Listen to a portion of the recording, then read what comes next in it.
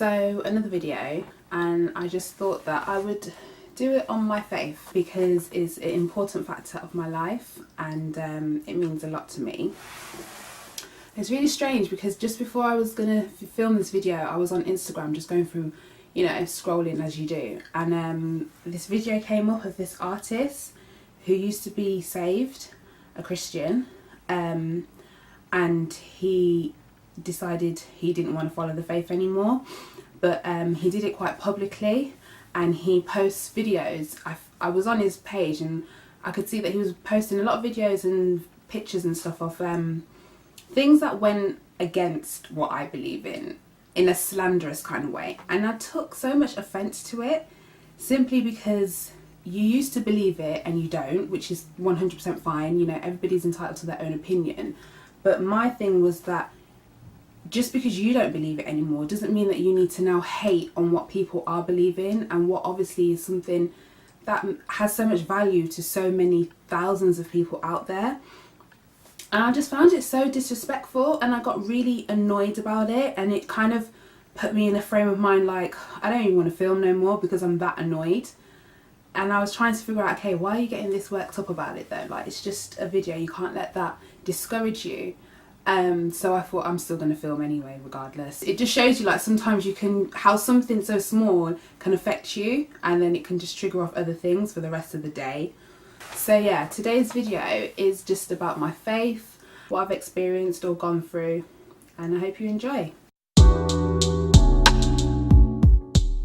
So I've been a Christian for 12 years, since the age of 19. You do the math.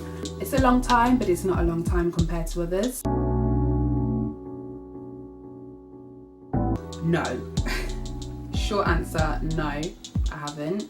You slip up, that's expected, you're only human, and that's fine. You're allowed to make mistakes as long as you are learning or trying to learn, improve from those mistakes. That's all that matters. Deciding to live your life a certain way, whether that be to do with religion or healthy eating, or, you know, just a better lifestyle, it's just going to open that many doors to that many more problems and issues, and everything becomes so much harder because you're always bringing it back round to that new life you're trying to live.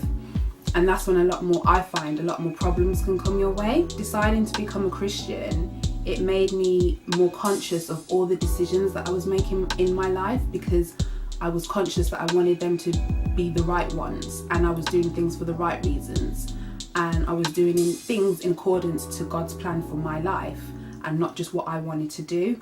And before then, that's all I was doing, living my life the way I wanted to live, and no one could say anything to me, so it didn't really matter because I didn't care for anybody else's opinions or judgment on me. Temptation, people, social pressure. I would say they were probably the three main points for me. A lot of the times we try to survive in the two worlds, and by the two worlds I mean, you know, the Christian world and the world that we live in, and trying to mix the two, it just does not work. I don't care who you are, I don't care how long you've been trying or you think you found some successful way of doing it, it doesn't work. It just can't. You have to give one up, and you just need to choose the right one that's for you, basically. Found that I have to constantly check myself. Every decision that I make, everything that I'm doing, constantly check myself. Is it okay? Is it not okay? And you know, at the beginning, not even just at the beginning, throughout, depending on what the situation is, sometimes it's really hard to say no. It's so hard because all you want to do is say yes, and you can't. What you end up doing is you try to make excuses for yourself, or try to make justifications for doing the thing that you know you shouldn't really be doing or being a part of, just so it fits in with your lifestyle and what you want. Yeah, and that's not always the greatest thing to do. So you start to make excuses for your allowances so that they don't seem as bad. But inevitably you just start lying to yourself and you just live your life in denial, basically. I realised was only you, only me, only I can check myself, and I can carry on pretending and not addressing the certain situations but internally I know what's going on, and you can only lie to yourself for a certain point. Lying to others is like, it's easy, but you know that you're living that life of a lie, and that doesn't always sit that well. Well, it doesn't sit that well with me. So you know what you're doing is wrong, but you just don't want to admit it, because admitting it means that you've got a problem or you need to make certain changes, and you just don't want to make those changes. I can recall upon a time of a past relationship, and I was with somebody for quite a long time, and everything seemed great at the beginning. Everything was just fantastic for me, but things started to show and cracks started to appear, but I just chose to ignore them, and I didn't want to be honest.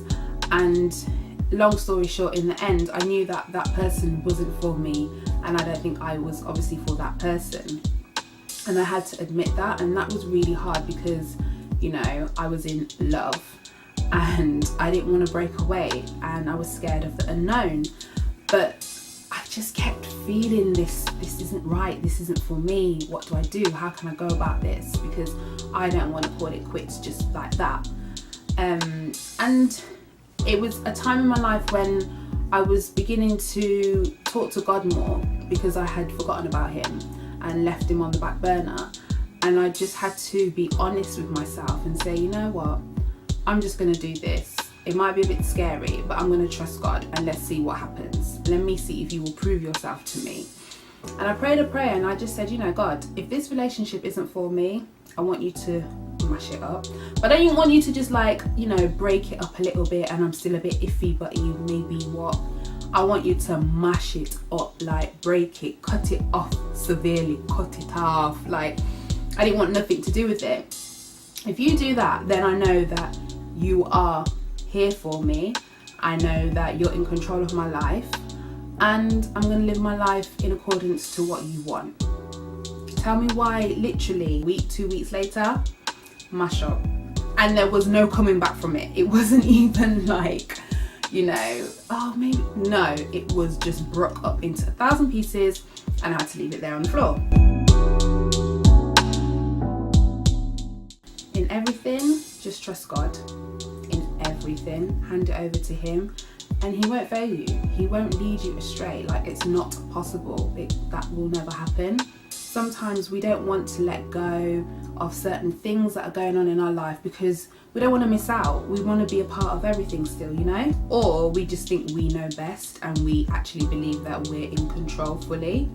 I think sometimes I found myself trusting God, and still find myself trusting God, but not 100%, only a little bit. I'm only willing to give him a little bit of percentage, because I'm just not that sure if you can just handle this big situation. Like, I know you're God and everything, and I know you've proven yourself to me time and time again, and I know you created the heavens and the earth and everything, but I don't know if you can just I'm not sure, God. And it's just like, why am I putting God, the God that I serve, that I believe in, that I believe is so great and magnificent, why am I confining him to such a small box when he's so much bigger than the box? Like, he has no barriers around him. And like I said before, in terms of the relationship, seeing him work instantly like that proved to me that, listen, he has got you, and there's nothing too big or too small for him, but you just need to let go. And my husband, he said the same to me once. He was like, you know what, babe,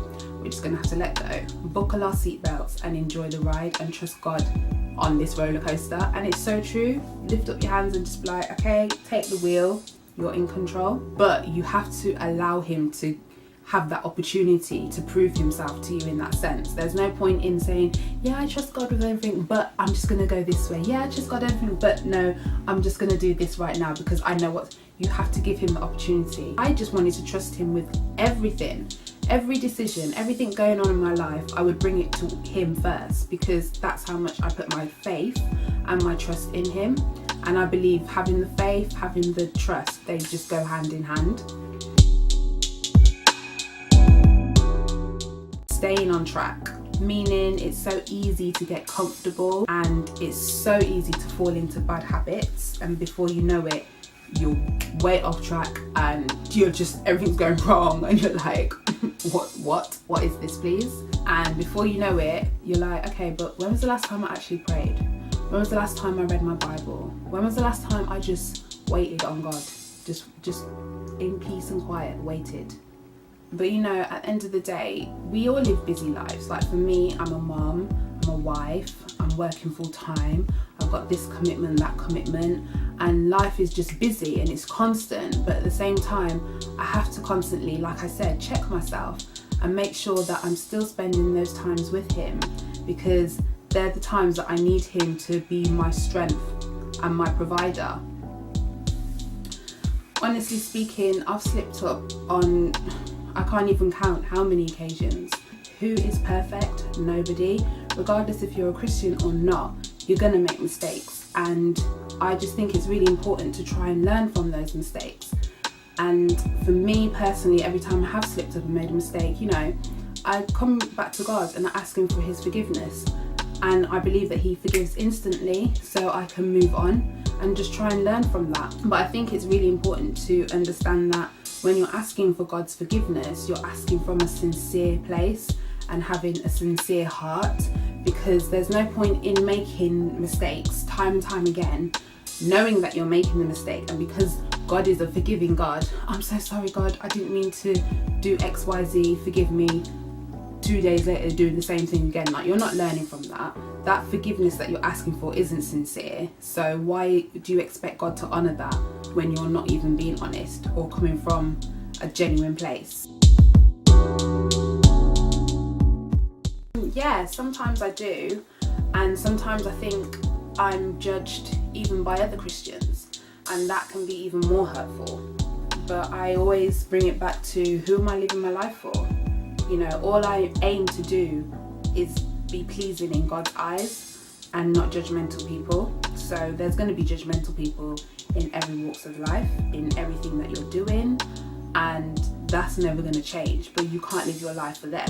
I'm living my life for God. Certainly, definitely, 100%, like, standard. Your faith is easily tested, like, all the time.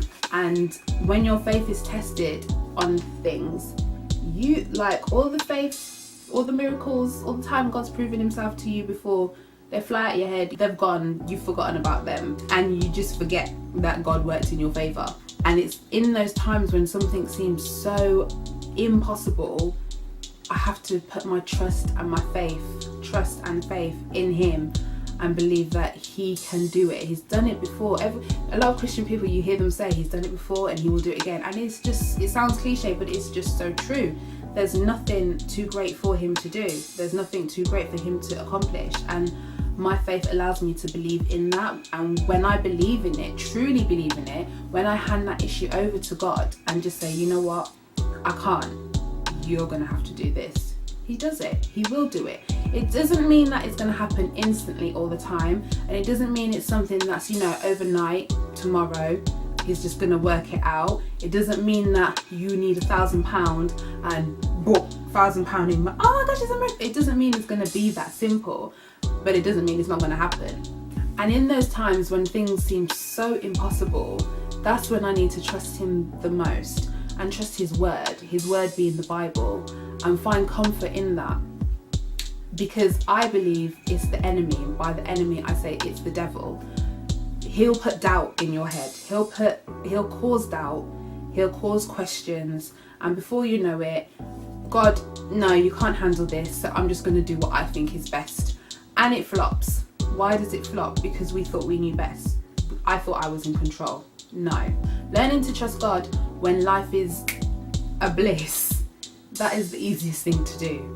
Learning to trust God when everything is going wrong, south, pear-shaped, that's when it's hard. When you're tested, it's through those tests that you have a testimony at the end, and it's through those tests that you can give your testimony to somebody else and help encourage somebody else. And I think that is such a beautiful thing. I think I'm finished. Someone's at my door. Imagine someone comes to my door when I'm filming and I'm the only one in the house. The out of breath syndrome is back. I don't even know where I left off, but I think what I was saying was